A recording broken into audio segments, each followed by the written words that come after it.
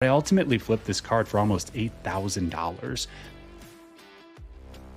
My very first investment was actually only for $5.85. I just didn't have much of a budget when I started out in this space, and so that meant that I had to grind my way from the bottom of the market up. And so in this video, I'm going to share with you some of the exact strategies that I used back then that helped me get on my feet, build up the value of my inventory, turn cards into a legitimate side income, and ultimately into a full-time income. Now, I can't promise that you're going to have the same results. This takes work. Results are going to vary, but what I can promise is that I'll share exactly what I found worked for me, and hopefully you can take something from this video and apply it to your own card business. So let's talk about some quick flips. Now, a quick flip, to me, the way I define this is I'm looking for cards where I can buy them knowing for sure that I already have margin built in when I make the purchase. And so quick flips are unique because this is really the only strategy where you can actually build in the profit margin when you make the purchase. Everything else in this market requires something to happen after you make the purchase that creates your profit margin. So if you think about grading, if you think about, the timing game, playing the hype swings, player performance and long-term speculating, like all of those things require something to happen after you make the purchase. When we're talking about quick flips here, this is something where you're basically creating the profit margin when you buy the card. And so that makes this strategy unique and a little bit more guaranteed if you do the right things and you do your research on the front end to make sure that the deal actually is as strong as you think it is. Now, I want to be clear here. This takes work. And if you're someone that's just looking for an easy path to money, this isn't it. This is going to take a lot of effort, but the deals are out there if you know how to find them. And that's what I'm going to try to help you with in this video. Now, I'm going to walk you through some of my favorite ways to find quick flips, and then I'll share with you a few what I consider to be kind of guiding principles if this is the strategy that you're using. So let's dive into this. The first one of these is to basically find cards with bad titles, bad listings.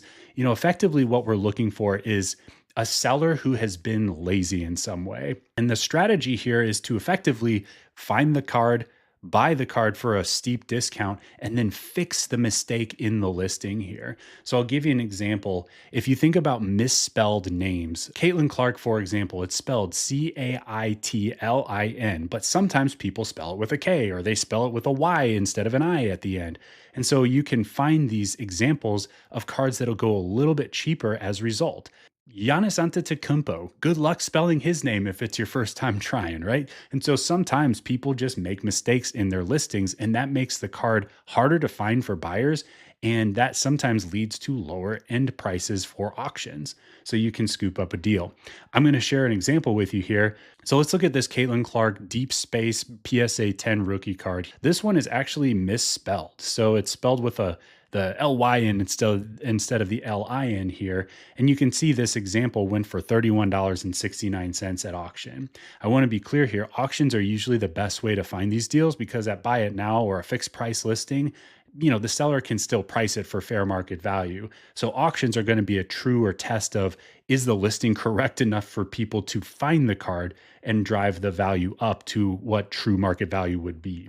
And so $31.69, let's look at what they're actually going for when spelled correctly. Well, how about $51? How about $86? These are silvers, so those are different cards. But another one down here for $65, another one for $64, another one for $80. And we're over here able to buy this one for $31.69. Not a bad win here, right? And so that's what we're looking for is examples of cards where there's a pretty established market that's higher than what this particular card sells for. And that means that we build in profit margin when we make the purchase. We know that this card has a market of, between $55 and let's say $90 or so based on those other sales. And so if we can get a copy for $32, yeah, of course we're going to be able to turn that thing around very quickly and make our profit that way. Okay, let's dive back into our next strategy. So similar lines here as bad titles, but we're looking for listings with poor images. So cards that have bad pictures in the listing where it's hard to tell what it is or it's poorly cropped. And I'm going to go to a personal example of this, and we're going to look at some orange Aaron Judge autographs here. Now, what you'll see is a bunch of normal pictures, and then there's this one that kind of blends in here. And you can see it's just hard to see that picture. And so I actually bought this card in 2024, and it went for $2,800. Now you can see other examples of this same card selling for 4,000 and 5,000. Just a handful of months prior to that. I ultimately bought this card knowing that it was a good deal when I bought it. And then Aaron Judge hit 79,000 home runs in the next few months. So it kind of worked out nicely anyway. There was a little bit more to the strategy than just buying it to flip. But I ultimately flipped this card for almost $8,000. So this was a really nice flip.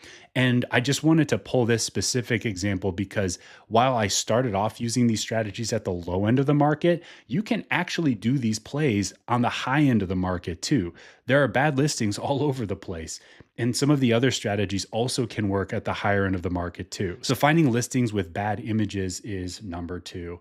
The next one, look for auctions with weird end times. So if you can find a listing that ends on Christmas Day or something that ends at, 9:30 a.m. on a weekday, sometime when you think about who is actually going to be paying attention during this time. Is it fewer people than usual or more people than usual? Well, if it's fewer, and especially if it's way fewer, that's when sometimes you can find good deals. The next one is to basically play the arbitrage game. So arbitrage refers to buying cards in different markets to take advantage of the price differences between different markets. So if you look off of eBay, sometimes you can find deals even on good cards because there aren't as many people in these other marketplaces.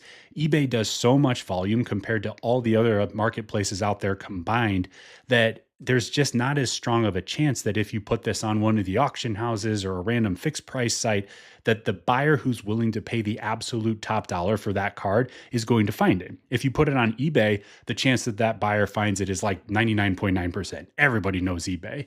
And so sometimes there can be opportunity to find these cards off of eBay, put them right back up for sale on eBay, and you have a wider audience and you find people that are willing to pay more money for them. The next one is finding cards listed at what I like to call yesterday's prices. And so this one refers to when something happens, someone throws a perfect game in baseball, someone drops 60 points in a basketball game, someone goes wild in a football game and throws for 5 touchdowns and 500 yards. Like something crazy happens where there's all of a sudden this influx of extra interest. Sometimes it's a prospect making a big splash in their debut, or someone young, a rising star having an opportunity to play more and really dominating. That's where you can see values jump quickly in the card market.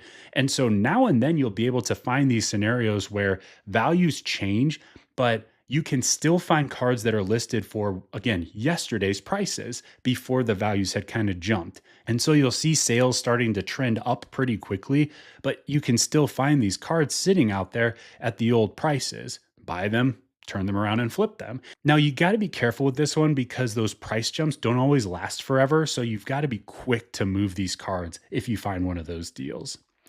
The next one is one of my personal favorites and one that I did a ton of back when I was getting started, but finding lots to piece out. And so a card lot is when you have a group of cards all put together that are for sale in the same listing. There are a lot of examples of this where you'll see lots sell for less than what the individual cards within that lot sell for.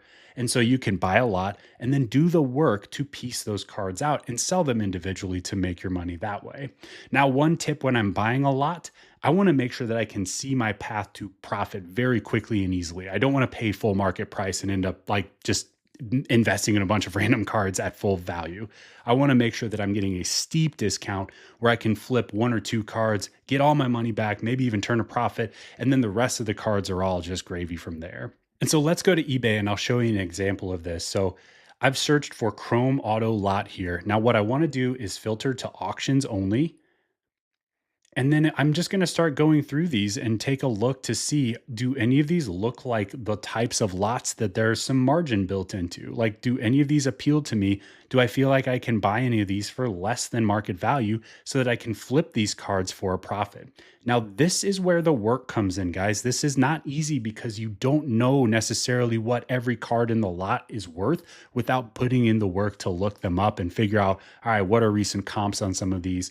And so that's where the work comes in. It's going to take some time, but you're getting free money like for doing this work. So like you get compensated for it if you find the lots that have enough margin built into them. So that's the way that that would work. You can do the same, like I would use another generic term like prism lot or something, like PSA 10 Prism Lot and just see what comes up. And you'd be surprised sometimes the weird random cards that people end up putting together in the same listings. Sometimes they don't make sense. And what I've found is the less they make sense, usually the better deal you can find on those types of lots. Okay, and the last example is know the market and just pay attention for listings that randomly sell low. So, the knowing the market part, the thing about this is you don't have to memorize every price of every card in the entire market. That's impossible. But what you need to do is just know what types of cards are liquid enough, they're, in demand enough where they could sell quickly when you get them, and then be able to look it up using a comp tool of your choice. I like Card Ladder, Market Movers is a good one, 130point.com is a good one too. So if you're looking for a free tool, but there are different ways that you can look up recent sales. And then that's going to give you a running log of what have these cards sold for in the past. And you've got to do that research. But then if you're able to find those deals, that's where you can jump in and make the purchase and hopefully make a quick flip for some easy profit. Now, let me walk you through a few of my guiding principles for this strategy to make sure that we're doing this in a way that's going to set us up for success. So, the first part of this is to understand that speed is everything. I do not want to buy a card and end up sitting on it. That's not the play. That's a different strategy. That means that I'm counting on something to happen after I buy the card.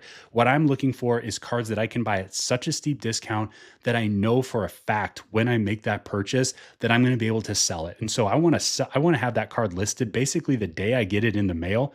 That card is going back up for sale. And the sooner I can get out of it, the sooner I can get to the next card. And so the compounding happens when you can reinvest the profits. And so that means you got to be able to sell that card. Okay. So speed matters quite a bit for this strategy. And the other thing about it is the longer you wait between buying the card and selling it, the more room you leave for things to get weird, the market to change, basically for your profit to potentially disappear if the market happens to shift while you're waiting to sell that card. So buy it, flip it as quickly as you can, get on to the next one. We're not trying to retire from the sales of these cards. We're trying to make quick flips. Emphasis on the word quick. Okay, next one. I must accurately estimate value or I set myself up for failure. This is critical. So when you're looking at your comp tool and you're trying to decide, all right, what is this card worth? Can I get a good enough deal on this thing that there's a profit margin available the moment I get this card in the mail? If I'm estimating and I'm doing it wrong and I'm estimating too high, I think that there's more margin than there really is. That is a big problem because I'm going to ultimately end up losing money, especially when you factor in tax and fees and shipping and all that, all the costs and stuff that go into this. And so the more you can be conservative with what the card is worth, the better you're going to set yourself up for success. The next one, I like fixed price listings because buy it now also means sell it now, right? Like you don't have to wait 7 days for a full auction to run. And so in line with the theme of we want to get these cards sold quickly, using a fixed price listing gives us the ability to sell the card quickly. The next one goes hand in hand with this, but my goal is speed. It's not maximization. So I want to look at how do I get out of this card as quickly as possible. And that sometimes means that because I got such a steep discount on the card, I can sometimes look at pricing this thing below market and still make a bunch of money, but that's going to help me sell it a lot faster than holding out for top dollar. And so let's say I find a great deal off of eBay for $60 on a card that normally sells between 90 and 110. Awesome, right? Well, I don't have to hold out for $110 on that thing because I got such a good deal in the first place. So I can list that thing for, let's say, $90, $95, still be on the low side of fair range, but get good money out of it and do it probably a lot quicker versus trying to hold out for the absolute top end of the range. And so again, the goal is not to retire on every single card. We want quick flips. We want to keep our money moving here. And finally, I target 35% discounts or bigger to make sure that there's enough margin built in when I'm buying these cards that they can be easy profits. Once you get into the higher end of the market, that percentage can be a little bit smaller because the absolute dollars are bigger. So for that Aaron Judge, for example, I bought that thing. Let's say that the card was worth about $4,000 when I paid $2,800 for it. And so, I got 25, 28, 30%, something like that off of that card. It's not 35%, but because it's such big numbers, there was a lot of margin built into that card right from the beginning. So I hope this has helped. I hope that this gives you some ideas to play with, and hopefully this will give you a way to get on your feet if you're someone who has more time than money right now. Now, I want to be clear though, This is not the play that I would continue to make personally anyway, especially if you're someone who does value your time. There are other strategies in the card market that we want to get to as quickly as we can if our goal is to maximize profits. And so when we look at, grading, for example, if we look at understanding the timing game and how to play the seasonal market swings, there's some other ways that we can you put our money to work for us, but we've got to have some money first before we get to that part. So that is what the quick flip play is designed to do. Now, anyone can do this. So if you're someone who just enjoys the art of the hustle here, you can look at some of these types of listings and see if you can find a deal and get some free, easy money out of it. It's just going to take a little bit more work. Now, if you're someone who already has a little bit more money to work with, or you use these strategies and kind of build your way up, I run a program where I teach my proven system to get to the next level with sports cards. So I'll leave some details in the description below if that sounds interesting at all. But otherwise, guys, I hope this video has been helpful. You can find these deals, they are out there. I promise, because I did it myself and I still find these from time to time, even without really looking for them as hard. But they are out there if you're willing to put in the work.